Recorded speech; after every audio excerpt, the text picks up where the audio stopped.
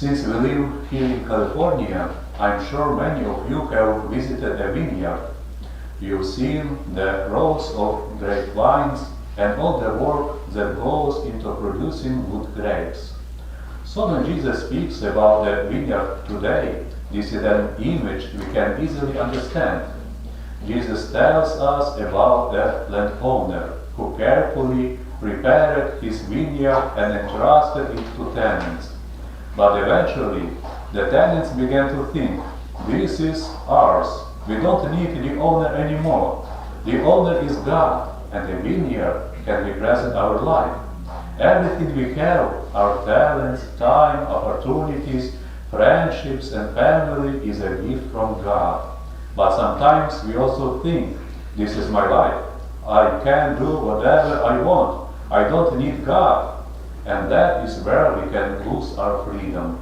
Think about it. Someone may say, I'm free, but cannot put down their phone. Another person may depend completely on what friends think about them. Or someone knows that a certain habit or sin is hurting them, but keeps saying, I can stop whenever I want. Is that really freedom?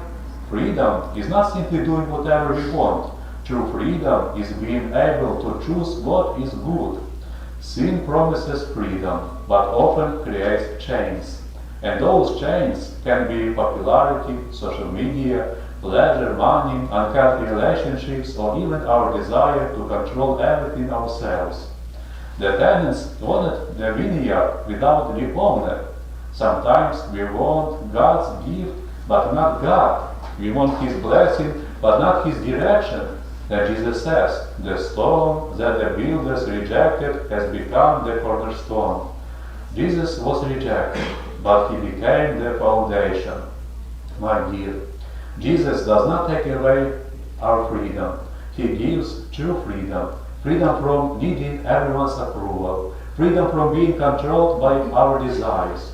Freedom to say no when something is wrong and yes to what brings us closer to God. So ask ourselves today, what controls me? What am I too attached to? What takes more space in my heart than God? Our life, God's vineyard entrusted to you. So don't be afraid to let go of whatever keeps you away from Him. Be free, be courageous, choose Christ. Because when Jesus becomes the cornerstone of your life, you don't lose your freedom. And you discover what true freedom really is. Amen. Slava Isusu Christu. Amen.